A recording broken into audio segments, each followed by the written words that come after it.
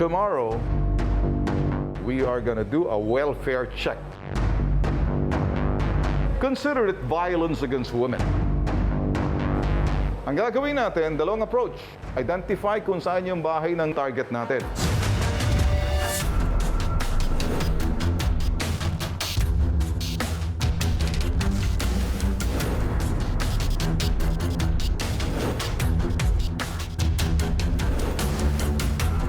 Many minutes bago tayo dumating sa target site natin. Mga 10 minutes na lang, sir.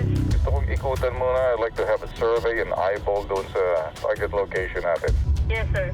I need your area, location, survey muna natin. I'd like a total eyeball doon sa lugar.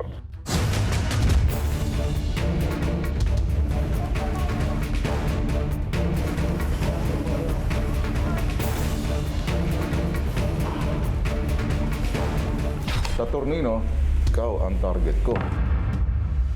Pag nalasing ka, huwag mo sasaktan. Hindi nga ako sinasaktan yan. Eto na, sinungaling pangin to. Wala ata nagsasabi sa'yo. Okay, magagalit na ako ngayon sa ginagawa mo eh.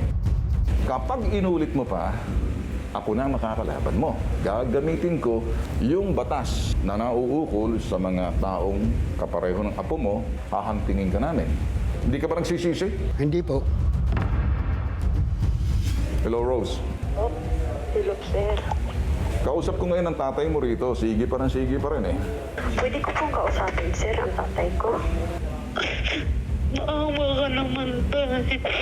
Mapalagay ako. Alam mo naman, wala na akong ako kumakayod para sa kanila kahit yung sa Davao. Nagpapadala pa din ako. Tay, makauwi. Antayin nyo na lang makauwi Wala ako. na ng anak mo Papatayin yan. ko na mga anak ko. Maawa naman kayo. Sinanaw si Imbes na pinapapataan magsumbong sa mga akin. anak ko. Sa'yo Sobra. nagsusumbong sa akin nakatira. Tay. Hindi marunong makinig to. Tuktukin kong ulo nito eh. Ang tatay mo parang bato. Gusto ko rin makausap yung tiyahin kong yan. Gusto niya rin makausap ang tiyahin. Tawagin mong tiyahin. Palagay mo yan, anong punta ko rito? Ewan ko sa inyo. Hindi ko naman alam. Ano pa bababanta mo? Kung anong nangyayari sa kapatid mo, anong gagawin mo? Ay, patay sila.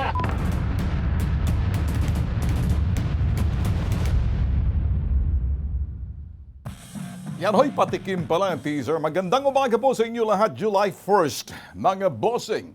Eto ho, live ho tayo ang inyo napanood at teaser ho namin.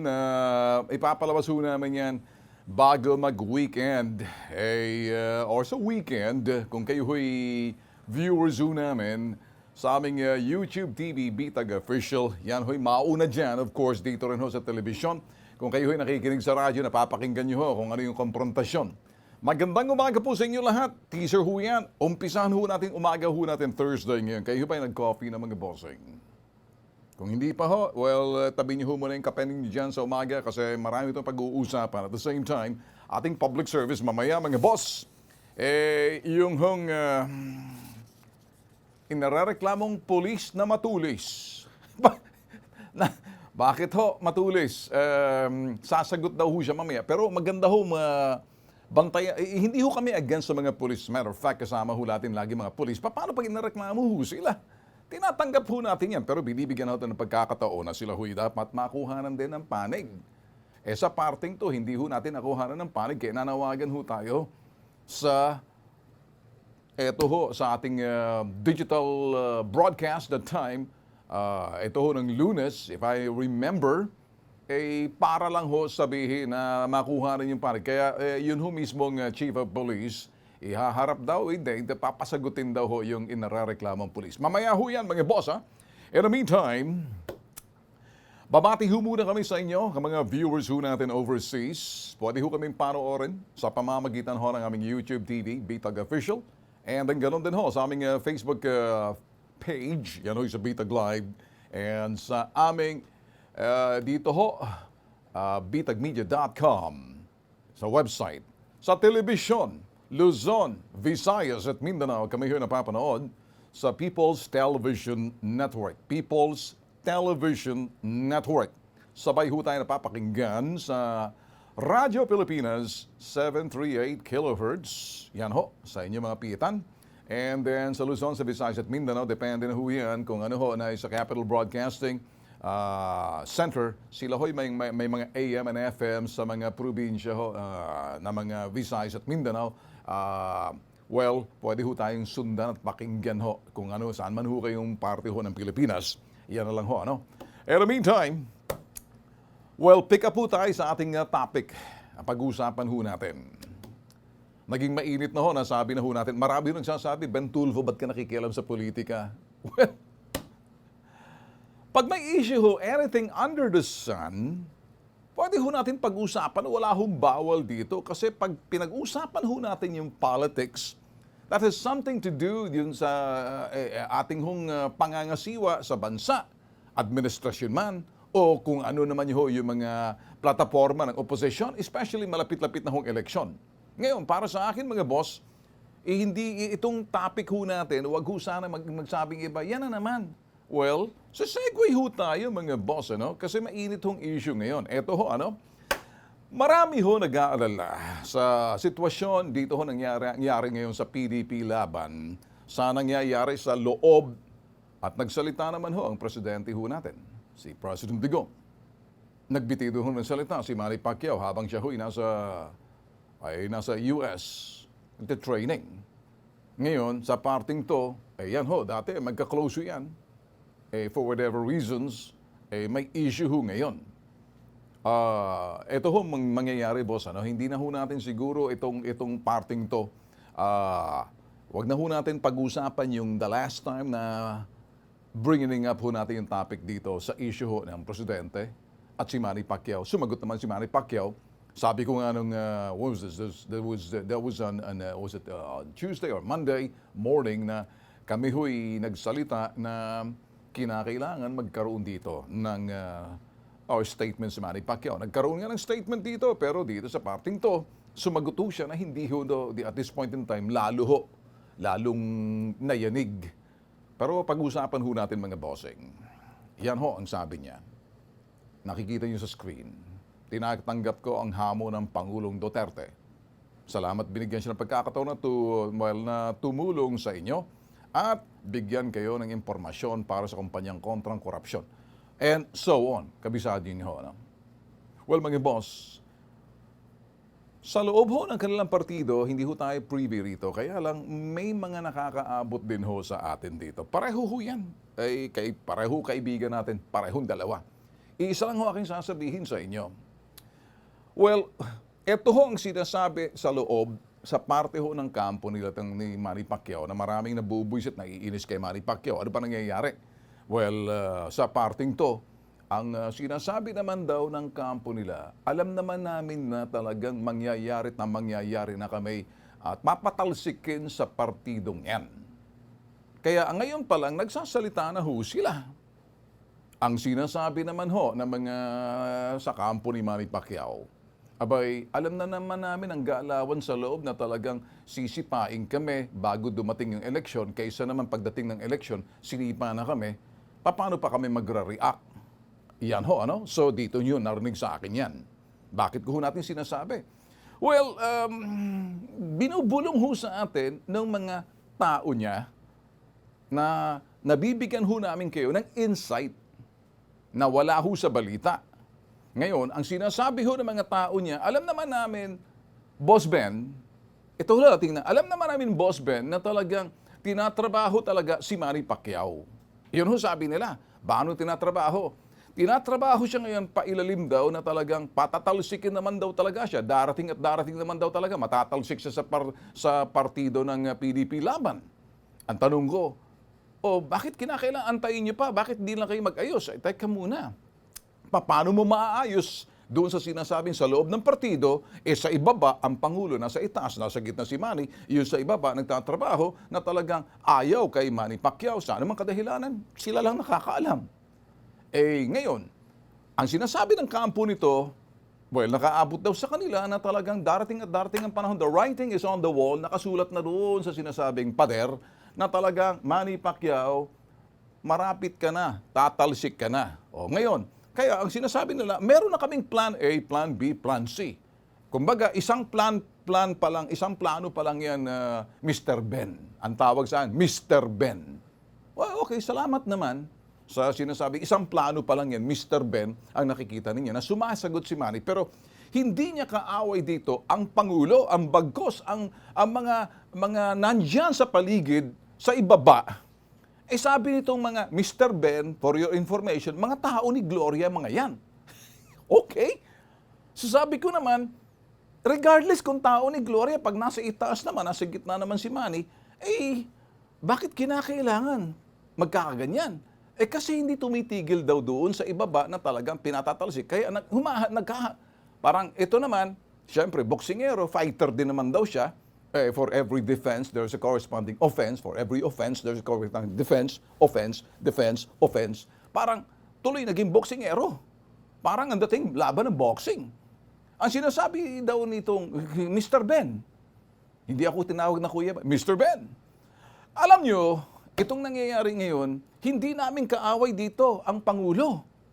O, kaya lang, sumasagot lang kami, parte doon sa nakikita namin. Sabi ko, aabot naman sa sitwasyon na pag nagsagot na kayo ng ganyan, sa loob na yan, anong nangyayari dyan? Anong ginagawa ni Coco Pimentel, Senator Coco Pimentel? Well, inaayos niya kung maaari, cool down tayo. Ang problema, hindi raw sa ibaba. Ngayon, ang tanong ko sa kanya, gano'n naman pala. Bakit medyo, teka muna, mag-ayos muna kayo? Hindi naman namin kaaway dito ang presidente. Sinong kaaway nyo? Well, ay yung mga nakapaligid. Sinasabi ko, kung ang nakapaligid naman, parang tugma naman kasi sumasagot ang Pangulo base doon sa mga lumalabas na parang kontra sa inyo. Ano bang ibig nyo sabihin? Hindi marunong mag-isip ang Pangulo na kumbaga, yung mga tsuwari-wari-wap sa ibaba, sinusulsulan ng Pangulo. Hindi naman. So, anong ibig sabihin yan? Talagang magsasalita kami. So, yun ho ang nangyayari. In short, para bang, ang ibig sabihin, mangyayari, patatalsikin naman daw talaga siya. Darating at darating. Sabi niya, talagang, Mr. Ben, itong si Manny, mananatili yan. Hindi siya aalis ng PDP laban. O gano'n man pala. Bakit kung hindi aalis, di ba kung wala kang magandang sabihin, dahil nasa partido ka, patahimik ka muna. Bakit kinakailangan nagsasalita? Siguro, kung pinakamaganda, ako naman ho nagsabi rito, the best advice, ba't hindi ka nalang umalis sa partido at sabihin mo na hindi kayo nagkakasundo at magkaibang prinsipyo, ibang pananaw, sa parting yan, aalis ka na lang na maayos. Medyo hindi nasagot yun. Kasi kusang loob ka aalis. Kaysa naman antayin mo pa. Ngayon pa lang linawin mo na aalis ka na. Ang tanong ko sa kanya, hindi kaya nagalit lang itong si Manny. Nakasalukuy, nagte-training ngayon. Hindi kaya apektado siya ng husto. Yung kanyang mental, physical, emotional. Alam mo, sabi niya, Boss Ben, si Manny talagang, sige always busy yan. Ayaw niyang nakaupo. Oo nga, sabi ko, may mga panahon na kahit ayaw niya nakaupo, pagpikit ng mata niya sa gabi, iisip niya anong nangyayari sa Pilipinas, anong nangyayari, kumusta naman ang kanyang relasyon sa Pangulo, sasabihin mo okay yung relasyon mo sa Pangulo, kaya lang nagsasagutan sila.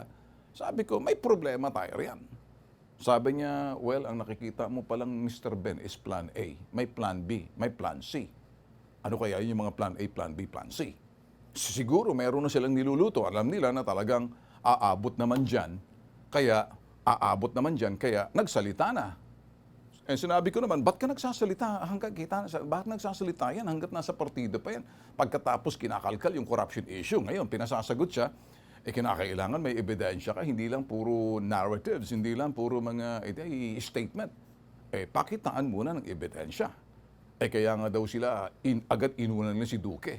Sabi ko, importante, may mga ebidensya dapat. At anyway, mahaba-haba ho to kanina mga boss. Bago ho tayo ng programa, nasa telepono ho ako. Ang tanong ho, ang sabi ko sa kanya, gera talaga ito. Darating naman tayo rin. Anong ginagawa ng nasa loob ng partido? May umaawat ba? Meron din naman. Sino? Si Senator Coco. Sabi ko, mukhang hindi efektibo ata yan kasi parang nagkakagulo kayo. Ayun ho ang mangyayari. So abangan na lang ho natin. Talagang lalaban daw to. Ang tanong, sabi ko sa kanya, kumusta naman ang mga anak ni Manny, ayan, worried sila. Kumusta naman ang asawa ni Manny? Ang sabi naman, Mr. Ben, natatakot. Ba't sabi ko, ayun na nga eh. Ayun, sino ba naman hindi matatakot? Presidente. Akala ko ba hindi nyo kalaban ng presidente, pero parang may mga kontra-kontra ata. Nakikita niyo mga boss, ito dito ho sa akin, napapakinggan nyo, kasi kausap ho natin, dikit ho mismo. Yun hong aking sinasabi, kinukuha ko lang ho kasi ako nalilito rin At this point in time, pag ang isang politiko nasa loob ka ng partido, kung hindi ka sang-ayon sa prinsipyo at plataforma ng partido at ikay nagsasalita laban sa partido, I think it's just courtesy and respect. Umalis ka na lang kasi hindi ka naniniwala kaysa nandyan ka, nananatili ka para kang tinik sa lalamunan. Pag ikay tinik sa lalamunan, destructive ka. Maliban na lamang kung kasama sa estratehiya, total, gigibain na lang kami. Gibaan na lang. Abay, teka muna, ibang usapan yon. So, kinakailangan ba nandoon ka sa loob ng partido, sisirain mo? Lalong magagalit, lalong lalaking issue. Kaya iyon, mga boss, medyo siguro may magsasabi, hinahon muna tayo rito. So, maghihinahon siguro sila. Tingnan natin kung maghihinahon yan. Ano kaya ang nangyayari sa loob? Kasi ang sinabi ho nitong ay malapit na malapit kay Manny Pacquiao, sabi niya, Mr. Ben, ang tawag sa Mr. Ben, Mr. Ben, yung mga maiingay dyan, yung mga Gloria Boys Sino yung Gloria Boys? Kusi, Matibay. Pinangalanan ho. Kaya ako, unfiltered, sasabihin ko sa inyo, nakikinig man si Kusi, nakikinig man si Matibay. Mga GMA Boys daw. Kaya sabi ko naman, teka muna, sabihin na natin GMA Boys na yan.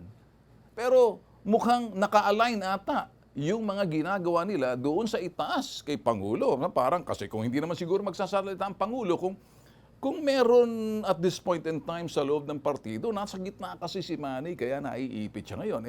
Siguro sabi ko nga, inulit ko ulit.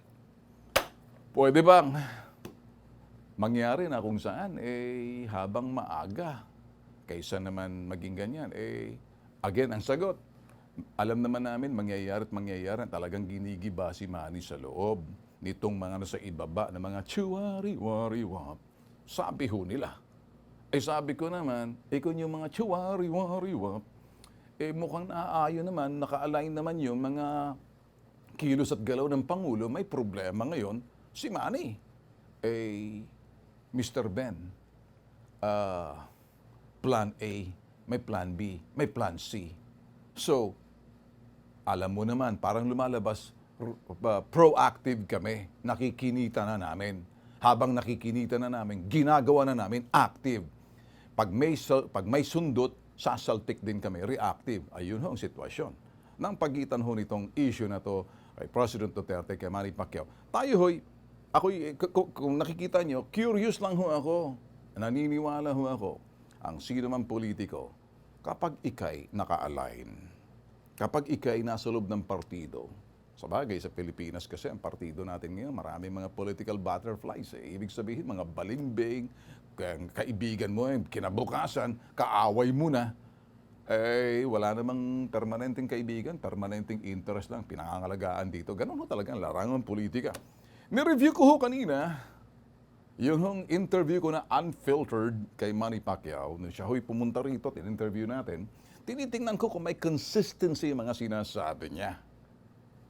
Doon sa sinasabing compromising, hindi raw siya magko-compromise. Magsasalita raw siya base doon sa kanyang paniniwala. Kaya lang, sino kayang handler nito? Nagsasalita na ngayon ang mga nasa yellow, yung mga liberal na sinasabi, dito raw ho sa nangyayaring medyo kaguluhan. Dito sa loob ng PDP laban, makakatulong daw to para sa oposisyon. Teka muna. Una agad nagsalita si Senator Franklin Drilon, it will not harm the opposition to have the split, but it will certainly help. Hindi raw makakasakit ito sa oposisyon, bagkos. Siyempre, ito makakatulong daw pag nahati. Pag ano bang nahati, ito daw itong sigalot sa pagitan nitong sa PDP laban, kaya sabi ng ganon, syempre, magagamit namin given all the resources, given all the troll farms, ibig sabihin itong si Franklin, no? Magre-retiro na to ngayong Mayo sabi niya. Ibig niya sabihin, maraming troll farms ang nasa administrasyon. Ganun din naman, kahit sino may mga troll farms, huwag na tayo magplastikan dito. Given the social media expense, resources, kaya pag ito, labanan na ng troll farm. Ibig niya sabihin, well, mapupunta sa amin ang troll farms nung mga iniimbitahan namin kay Manny Pacquiao. Ibig niya sabihin, talaga iba, no? Kung hindi tumakbo si VP, ay bukas naman kami makipag-alyansa para magkaroon ng diskusyon. Yun ang kanya masasabi. Ibig niya sabihin, kukunin niyo si Manny. Mukhang hindi ata papato sa inyo si Manny kasi tinanong ko yung Mr. Ben. O parang nililigawan na kayo. Nitong si Senator Franklin sabi, I know, Mr. Ben. Hindi. Ganun. O ngayon, kay Kiko naman, si Kiko. Sabi ni Kiko, no, they would open to accepting. Sila daw bukas sila tanggapin si Pacquiao doon sa kanilang partido kasi titingnan sila talagang may sinseridad para magkaroon ng solusyon sa bansa natin kung pag-uusap itong malaking problema. Kita mo nga naman. Exciting. Interesting. Meron ba yan? O dinikit lang yan? Totoo ba to? Sinong tinuturo nito si Kiko?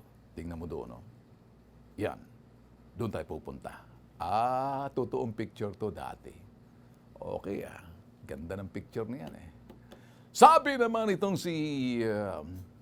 binabasa ko lang kasi lahat, nagka-cross-check ako, Sabi naman itong si Congressman Pantaleon Alvarez, kailangan namin ng leader sa 2022. Yung may puso, may paninindigan. Yung matapang, fearless, may prinsipyo. Pero may rider, may utak. Ang sinabi niya, hindi naman namin pinasasaringan dito si Manny Pacquiao. Siya may sabi noon, hindi ako. Gets niyo mga boss?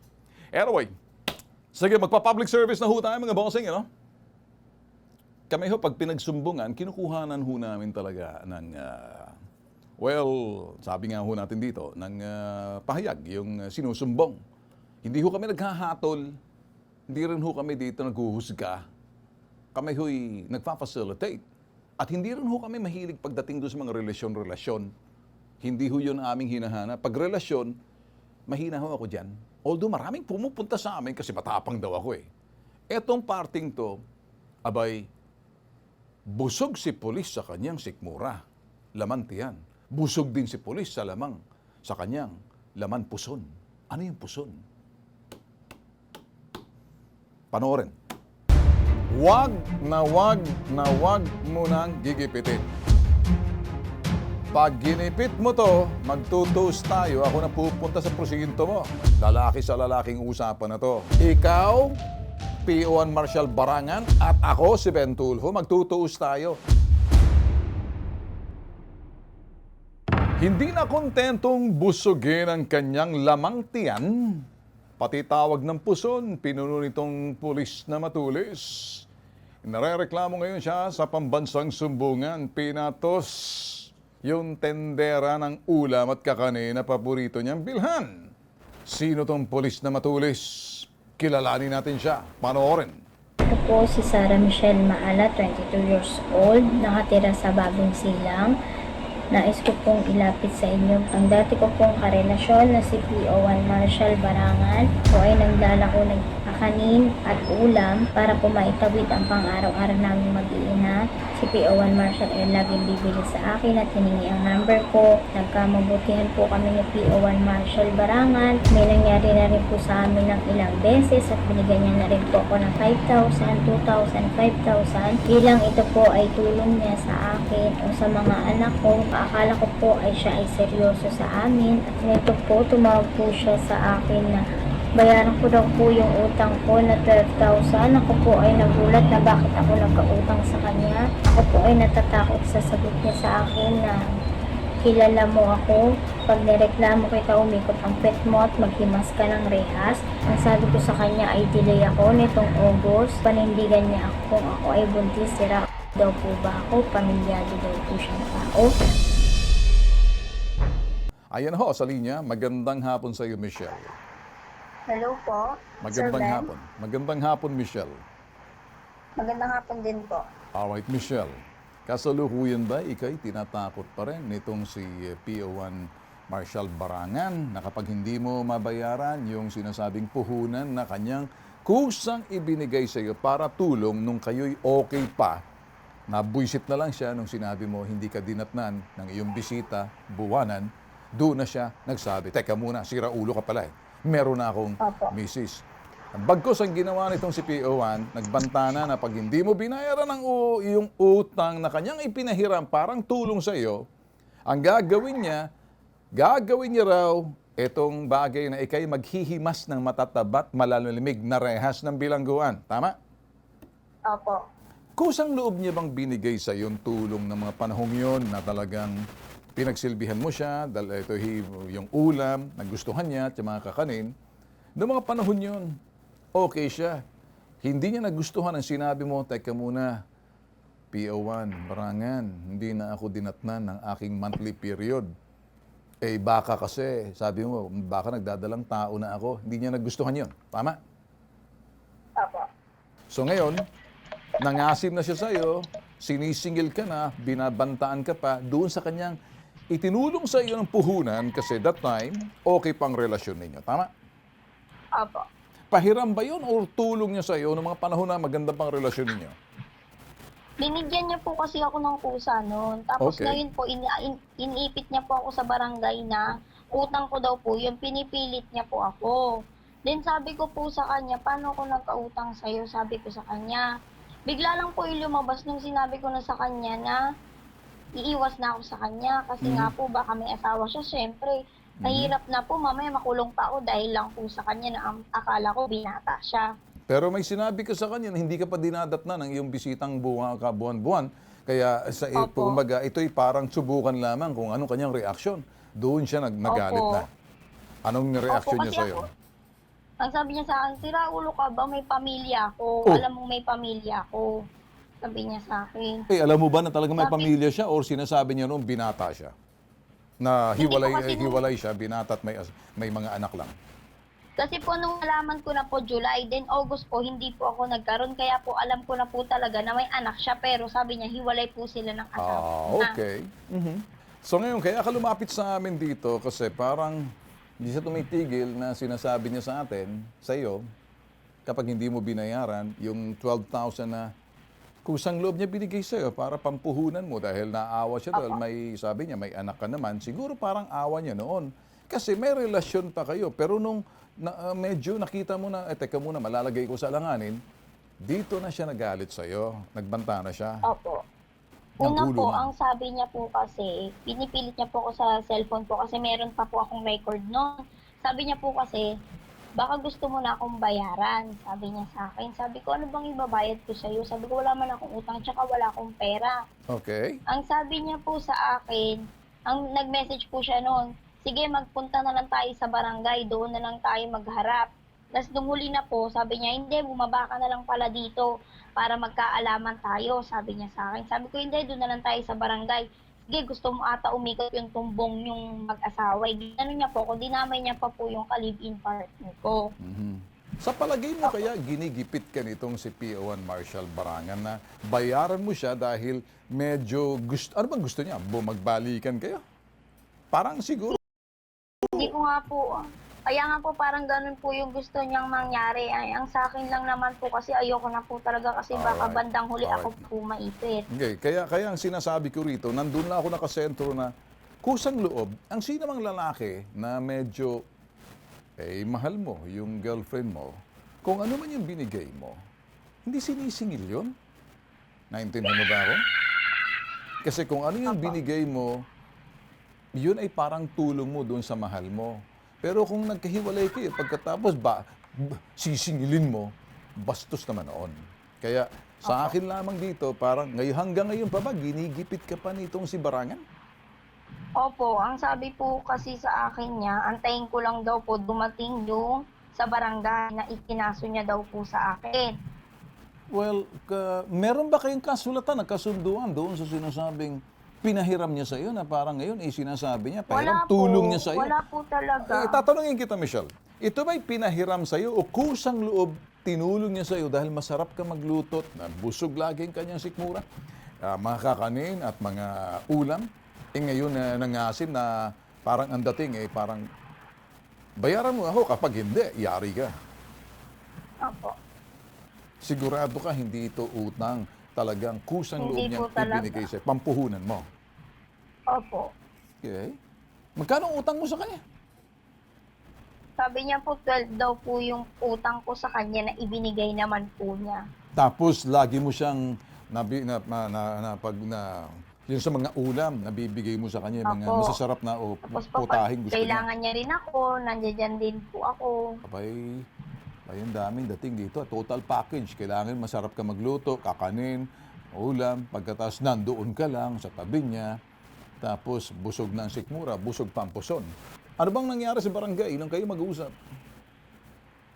Kasi po sa sobrang takot ko po talaga, na ano na po kasi ako, kasi yung titig niya po talaga sa akin, natatakot na po ako kasi yung pagkasabi niya pa lang po sa akin sa cellphone na hindi mo ko kilala, kung anong kaya kong gawin. Natakot po ako kaya po nung nagkaano po kami sa barangay, sabi ko, sige, yung kaya ko lang bayaran, babayaran ko sa'yo. Kasi natatakot na po talaga ako sa kanya, kasi may mga anak ko Hindi ko talaga alam kung ano po kaya niyang gawin para lang mabayaran ko siya. Ikaw ba'y sinasaktan nito nung kayo nagsasama pa? Hindi naman po, sobrang bait niya sa akin, kaya po hindi ko expected na gaganituin niya o gigipitin niya ako dahil lang sa pera. So gusto mong tawagan ko ngayon? Opo. Ano pang gusto mong gawin ko? Gusto ko po talaga na matapos na yung mga paniningil niya sa akin. Kasi po ang kalat na po talaga sa lugar namin na nagkautang ako sa kanya na kung ano-ano pa mga paninirang sinasabi niya po sa lugar namin. Daig niya pang babae na naninira, kalalaking tao. Anong klaseng bait ka muna? Tawagan si PO1 Barangan.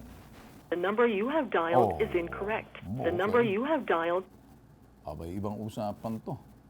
Wow. Michelle, wala ka bang ibang number? Wala na po. Yan rin po yung pinantawag niya sa akin nung nakaraan po.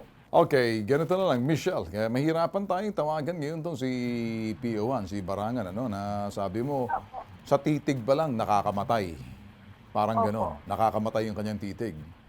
Ano ba nangyari sa barangay? Hindi ba nagbaranggayan kayo? Ano ba napagkasunduan ninyo sa barangay?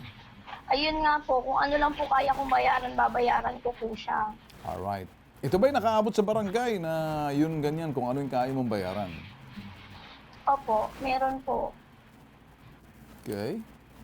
Kasi wala na po ako magagawa Kung hindi niya po ako titigilan na hindi ko siya bayaran, baka po ano pa pong gawin niya sa akin. Kaya gano'n na lang po. Sabi ko, kung ano na lang yung kaya ko, babayaran ko. Kasi sobrang takot ko po talaga para lang din sa mga anak ko. Meron ka Tumahimik bang na po. sige, okay, nandun na tayo. Relax ka lang, relax. Nandito ako May number ka ba ng barangay para ako na lang makikisuyo sa barangay para makaabot dito sa Kolokoy na to? Wala po. Ano bang Siya barangay? po kasi mismo yung lumapit sa barangay. Alright. So, ganitong gagawin natin, Simplihan lang natin to ngayon kasi kung tatawagan natin siya, malamang baka nasa duty, mahirap matawagan. Kaya ako ngayon, titingnan natin kung sa barangay. Wala ka ring number ng barangay? Wala po. Alright. So, dalawang ating magagawa. Tatawagan natin yung barangay para sabihin na mablatter ka ngayon na ikay, kumbaga, anong huling banta sa'yo na kapag hindi mo bayaran? Sabi? Papaikutin niya daw po yung bet ko sa pagkaso niya sa akin. Ano ang sabi niya? Papaikutin yung tumbong ko po sa pagkaso niya sa akin. Tandaan mo, Michelle, hindi ako nakikialam sa mga relasyon. Hindi ko espesyalidad dyan. Nakikialam na lang ako pag ang isang babae o sino man binabantaan at ginagamit yung kanyang kapangyarihan, panggigipit, pananakot. Ika'y nakikita ko sa iyong itsura pa lang, takot na takot ka na Mag-aalala ka Parang hindi ka makalabas ngayon ng bahay dahil lamang sa utang. Gusto mo man siya bayaran, ala kang kapasidad para magbayad. So kung gusto mong bayaran siya, kung ano yung iyong kayang bayaran lamang. Ano kaya kung ako magsabi dito sa putok sa buhong si Marshall, pumunta ka sa bitag, kunin mo yung putragis na 12,000 mo, sampas ko sa mukha mo. Kaya kong sabihin yun Gusto mong ilipat mo yung utang mo sa akin? Tapos ipasingil mo sa kanya, sabihin, ano kaya sabihin mo sa kanya? Singilin mo ngayon si Ben Tulfo, kunin mo dito. Dito palang sipain ko siya, iikot yung tumbo nito, patutukurin ko, bubulwak ko yung 12,000 sa... Wala akong pakialam kung pulis siya. Sige, ganito na lang. Yung utang mo, simula ngayon, aakuin ko. At gusto ko lang makita ang kanyang pagkatao. Relax ka lang ha, tingnan mo lang to. Hindi ako nagsisiga-sigaan dito, talagang... Likas talaga ang aking paastigan pagdating sa mga ganitong klaseng sitwasyon. Subukan mo siyang tawagan ngayong araw, mamayang gabi, bukas, na makalawa, susunod bukas, araw-arawin mong tawagan, sabihin mo sa kanya, nasa public na tayo ngayon, ano? Nagbibigay ng pahayag. Yung utang ko sa iyo na 12,000, si Ben Tulfo na raw ang magbabayad, walang biruan to. Ako pa mismo, kapag ayaw niya maniwala sa akin, ako ang pupunta ng istasyon para doon, sasalpak ko sa kanyang 8,000, aalamin ko kung talagang tinatakot ka. Naintindihan mo ba ako? Opo. Una sa lahat, ako nananawagan sa iyo, PO1 Marshal Barangan. Maulang galang lang, ano? Pulis ka. Nire-respeto ko, lalo-lalo ng mga pulis, partikular, yung kataas-taasang pulis na si General Eliazar. Kaming mga Tulfo Brothers, madikit doon sa itaas. Ngayon, PO1 Marshal, nasa babang-baba ka. Okay. Ngayon, patrolman ka, hindi na PO1 ang tawag ko sa iyo. Dahil patrolman ka, bibigyan kita ng kunting galang kasi gusto kong malaman kung totoong nanggigipit ka, nagsasabi ka na sa titig mo na parang natatakot ngayon itong si Michelle sa iyo dahil alam sa utang na 12,000. Nagbanta ka na kapag hindi niya nabayaran ng utang ay talagang iikot at hindi niya alam kung kumaga may kalalagyan siya. Ewan natin kung yan ay matatabang rehas, iikot yung tumbon. Anong ibig sabihin dito? May gagawin kang hindi maganda. Di maganda yung sinabi mo, wala akong pakialam kung pulis ka. Ako naman magsasabi sa iyo. Yung utang nitong si Michelle, ako ang aako. Kung gusto mo pumunta ka rito sa akin, ibibigay ko sa iyo. Ngayon, para sa akin, okay? Ako ang magsasabi sa iyo. Ako na magbabayad. Pwede ba natin makausap ito kung sino itong ano? Ako na magbabayad, ha? Okay? Wag mo nang gigipitin. Pag ginipit mo to, magtutuos tayo, ako na pupunta sa presinto mo. Dadalhin ko yung putragis na 8,000. Kapalit ng wag mo nang gigipitin. Simple lang, nakaabot sa'yo. Marshal Barangan, patrolman.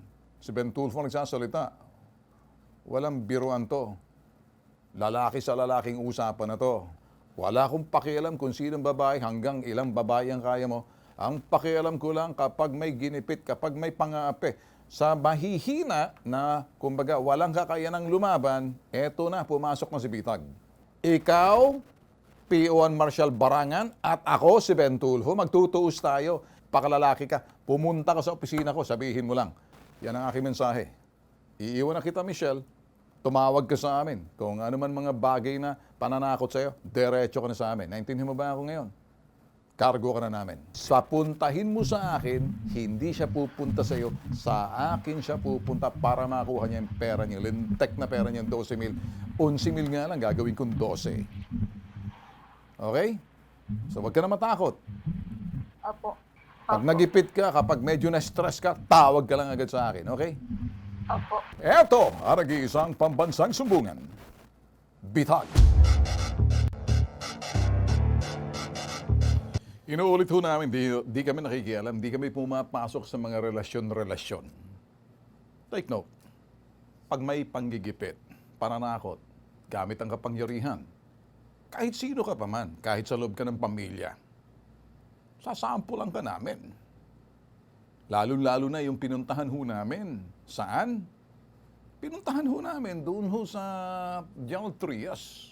Ano nangyari doon? Gugulpihin mo, sasampalin mo, tapos sisikmurahan mo dahil nakalimutan daw patay ang ilaw. Sabi, hindi po patay yung ilaw. Hindi po bukas yung ilaw, patay po. Nangangatuwiran ka, boom! nakakita ng matanda na, malapit ng kuning ni Lord, luko-luko pa rin. Ako ho, nagpipigil ha. Ito ho mga ginagawa ho namin ngayon. Ano nangyari dito? Abay, nung pinuntahan ho namin, pinag-antay ho kami ng 2 oras. Sabi ng ganon, Tulfo, mag-antay ka, maliligo muna ako sa ilog. Ngayon ako nakakita nito, parang sobrang bato. I-play back nga muna natin ulit. Kung sakaling na hindi ho nyo nakita ang pag-umpisa, o sige, idadaan ho natin. O sige, panoorin nyo to.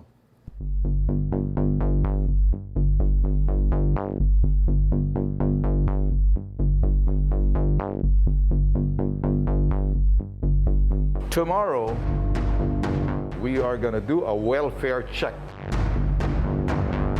Consider it violence against women. Ang gagawin natin, 2 approach. Identify kung saan yung bahay ng target natin.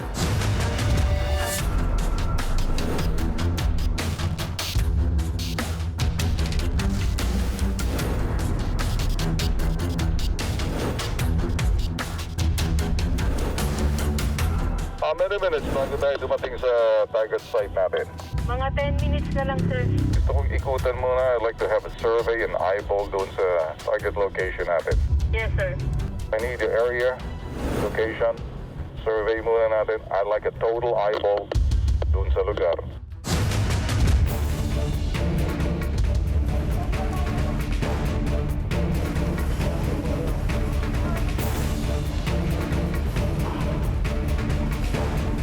Saturnino, ikaw ang target ko. Pag nalasing ka, huwag mo sasaktan. Hindi nga ako sinasaktan yan. Eto na, sinungaling pangin to. Wala ka nagsasabi sa ko eh. Magagalit na ako ngayon sa ginagawa mo eh. Kapag inulit mo pa, ako na makakalaban mo. Gagamitin ko yung batas na nauukol sa mga taong kapareho ng apo mo, hahantingin ka namin. Hindi ka ba nagsisisi? Hindi po. Hello, Rose. Oh, hello, sir. Kausap ko ngayon ang tatay mo rito. Sige pa rin eh. Pwede ko pong kausapin, sir, ang tatay ko. Maawa ka naman, tay. Mapalagay ako.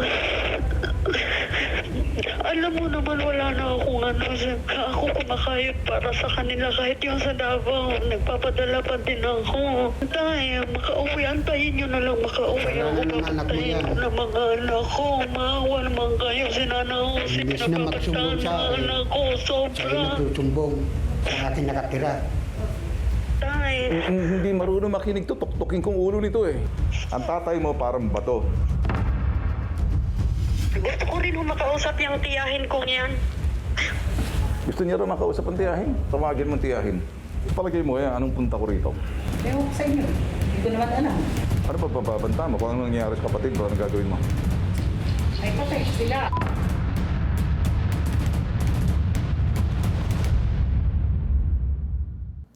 Babalik ko ang Bitag Live in the morning, mga bossing, ay siguro kung kanina, sabi ko nga, kanina umaga, kausap po natin yung mga nasa kampo ni Manny Pacquiao. Curious lang ho tayo, kaya tinanong ho natin, as in, dito ho sa Pinas, pero pupunta ng States. Parang sinasabi ho nila, ganito ano? Sige, patalsikin niyo ako sa partido, may mga hawak naman ako na alas. Yun ang ibig sabihin. Ano yun? For every plan A, plan B, plan C, naglalaman daw ho ng opensiba at depensa. Plan A, may opensiba, may depensa. Plan B, may opensiba, may depensa. Plan C, may opensiba, may depensa. Naku, naloko na, para tuloy boxing ang laban nito eh.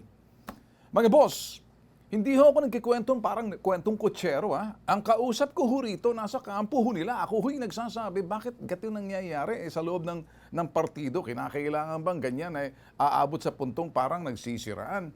Sabi, hindi naman namin sinisira ang Pangulo rito. Mr. Ben eh. Mr. Ben ang tawag sa bakit?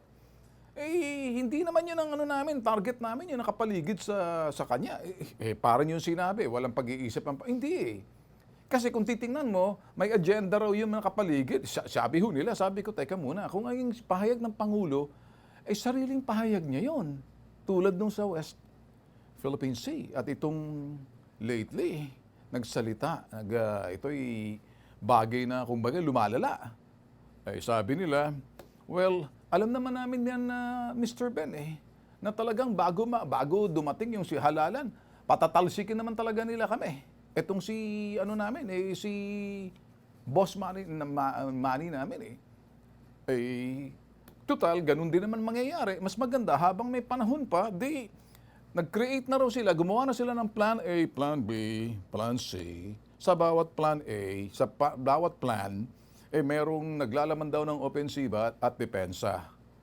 Bawat plan. Ilang plano raw ho yan? Parang 4 daw ho ata. Naku, naloko na. Sabi ko, parang boxing. Mga boss, abangan na lang ho natin ito. Mukhang, I'm sure, sa parting to sana wag nang lumala. Sa partido na lang, sila na lang mismo hihilot dyan. Parang, ako naman nagsasabi kung sakaling, bakit hindi na lang umalis si Manny ng parang hindi siya sang-ayon sa prinsipyo ng partido. Lumipat na siya ng iba, umalis na lang siya, mag-independente siya, o tumalon siya sa kabilang bakod. Sabi nila, Mr. Ben, consistent naman kami. Ano yung consistent na yun? Well, abangan na lang ho natin kasi ako medyo nasa challenge Nagiging curious Kaya, sige, kukuha ho tayo ng mga impormasyon, squeezing information as much as we can. Wala ho sa balita. Behind the scene na lang ho itong aking mga sinasabi. Kaya nga ho, may Bitag Live. Mga boss, maraming salamat ho sa inyong pakikinig sa Radyo Pilipinas 738 at sa Capital Broadcasting Center. Yan ho, yung DZME at kanilang mga affiliates sa mga ito'y AM and FM sa Luzon, Visayas at Mindanao. Ganun din ho, doon ho sa mga followers ho namin sa YouTube TV namin sa Bitag Official and sa aming Facebook pages ho. Niyan ho, yung Bitag Live and of course aming website. So, mga boss, digital platform or traditional media platform ho namin, pareho ho, pwede ho kami sundan. Abangan ho, ugaliin ho. Naging kabahagi ho kami ng umaga ho ninyo. Sa tuwing napapakinggan nyo ho to, it's coffee time, even though it's 9 o'clock. See you tomorrow. Adios, mga boss!